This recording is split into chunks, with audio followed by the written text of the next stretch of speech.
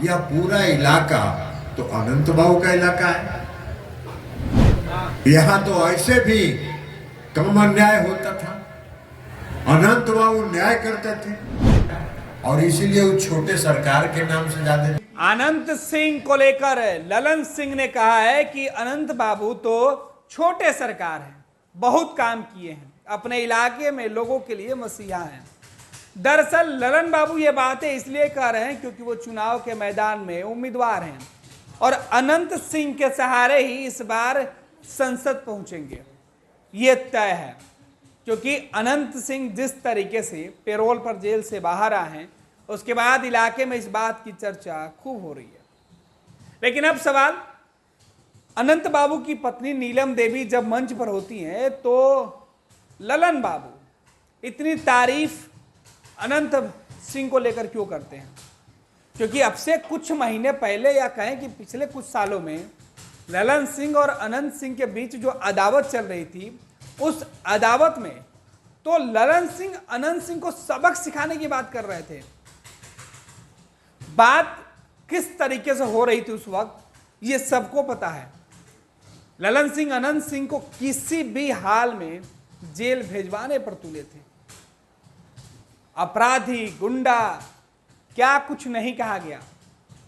अनंत सिंह जो आज छोटे सरकार हैं, ललन बाबू के नजरों में जो मसीहा दिख रहे हैं, वो AK-47 जैसे अवैध हथियार, हैंड ग्रेनेड जैसे विस्फोटक अपने घर में छुपाए रखते थे। पूरा JDU का कुनबा उनके खिलाफ बोलता था। अनंत बाबू जेल चले गए। जिस तरीके से अनंत सिंह जेल गए उस पर भी खूब सवाल उठा था। लेकिन अब अनंत सिंह जब जेल से बाहर आए हैं तो ललन सिंह को पुराना संबंध याद आ रहा है। अनंत सिंह की खूबियां उनको दिखाई पड़ रही है और इसी को लेकर सवाल पूछा जा रहा है, क्या अब ललन बाबू वो पुराने दिन भूल गए जब अनंत सिंह को कोसते थे? क्या जो अदावत 2019 के चुनाव के ठीक पहले ललन सिंह और अनंत सिंह के बीच छिड़ी थी, वो 2020 के चुनाव के बाद 2022 में महागठबंधन के साथ जब अनंत सिंह और ललन सिंह हुए तो सारी अदावत दूर हो गई। क्या रिश्ता अच्छा हो गया? खैर, चुनावी मौसम में दुश्मन भी दोस्त हो जाता है और दोस्त दुश्मन कब हो जाता है ये पता नहीं चलता है, मालूम नहीं पड़ता है।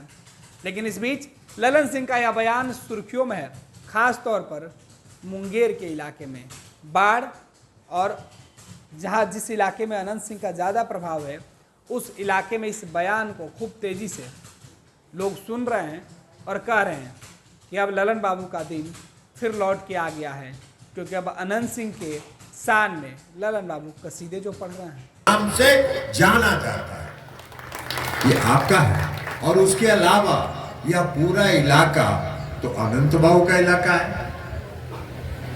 यहाँ तो ऐसे भी कम अन्याय होता था, अनंत बाबू न्याय करते थे, तो ये तो उनका इलाका है और इसीलिए वो छोटे सरकार के नाम से ज्यादा जाने जाते थे।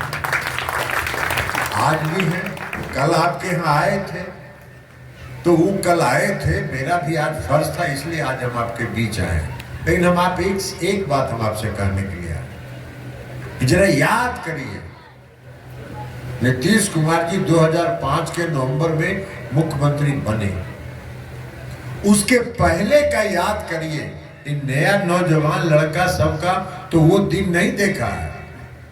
ये नया नौजवान लड़का जिसका 25 साल 30 साल उम्र हुआ है, ये तो जब नीतीश जी मुख्यमंत्री बने तो 6 साल 7 साल का था, तो इसको तो कोई अनुभव ही नहीं है।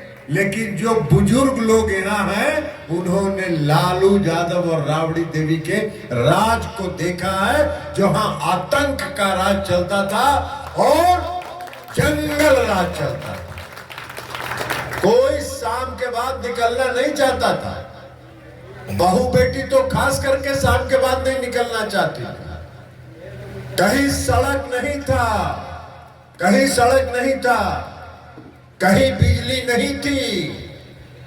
बिजली के नाम पर कहीं कहीं अगर तार था तो उसमें बिजली नहीं आती थी, उस पर लोग कपड़ा सुखाते थे, काहे कि लाइन तो आना ही नहीं था।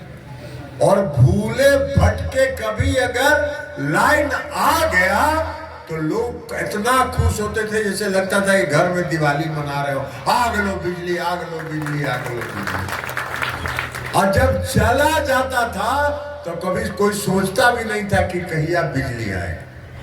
पनोरमा ग्रुप, जो सोचता है वो करता है।